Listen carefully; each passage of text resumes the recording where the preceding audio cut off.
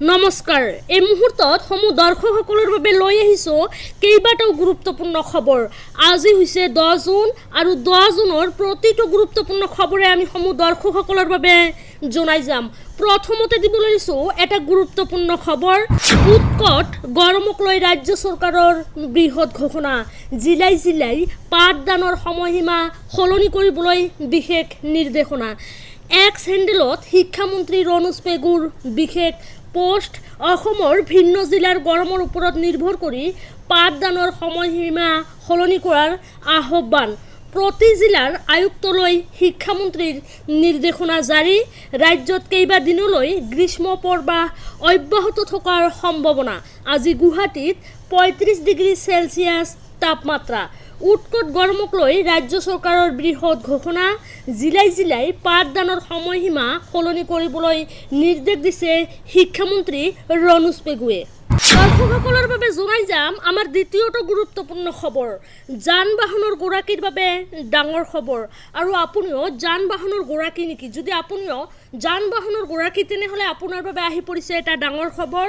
30 জুনৰ পূৰ্বে আপডেট কৰক আপোনাৰ নথি পত্ৰ। আৰু আজি হৈছে 10 জুন আৰু অহা 30 জুনৰ পূৰ্বে আপুনি আপডেট কৰিব লাগিব আপোনাৰ নথি পত্ৰ। যান বাহনৰ নথি পত্ৰ ঠিক কৰাৰ বাবে পৰিবহণ বিভাগৰ বিশেষ পদক্ষেপ। ঘৰে ঘৰে গৈ পৰিবহণ বিভাগে আগবঢ়াব বিশেষ সেৱা। বহিৰাজ্যৰ পঞ্জীয়নেৰে অসমত বাণিজ্য চলাই থকা বাহনৰ গৰাকীয়েও পঞ্জীয়ন কৰিব লাগিব অসমত। এনে বাহনৰ গৰাকীয়ে শীঘ্ৰেই অসমত পঞ্জীয়ন কৰিব লাগিব। যান বাহন আইন অনুসৰি চালকৰ অনুজ্ঞাপত্ৰ, বাহন পঞ্জীয়নৰ প্ৰমাণপত্ৰ, বীমা পলিচি আদি নথি পত্ৰ 30 জুনৰ ভিতৰত আপডেট কৰক। আৰু আপুনি 30 জুনৰ ভিতৰত আপোনাৰ যান বাহনৰ নথি পত্ৰ আপডেট কৰি লওক, অন্যথা আপুনি পৰিব পাৰে বিপদত। দৰ্শকসকলৰ বাবে জনাই যাম আমাৰ তৃতীয় নম্বৰ গুৰুত্বপূৰ্ণ খবৰটো। দেশৰ কৃষকসকলৰ বাবে ভাল খবৰ। আপুনিও PM-KISAনৰ ধন লাভ কৰে নেকি? যদি আপুনি PM-KISAনৰ ধন লাভ কৰি আহিছে তেনেহ'লে আপোনাৰ বাবে আছে এটা সুখবৰ। শীঘ্ৰেই কৃষকৰ বেংক একাউণ্টত সোমাব 2000কৈ টকা। চৰকাৰে দেশৰ কৃষকসকললৈ আগবঢ়াব এই ধন।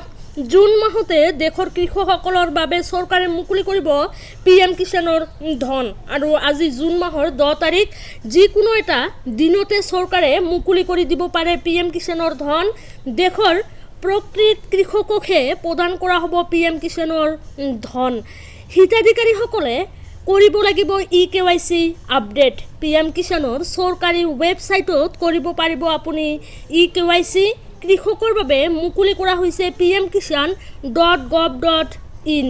কৃষকৰ বাধ্যতামূলক নথি আপলোড দি পঞ্জীয়ন নম্বৰ সন্নিৱিষ্ট কৰক।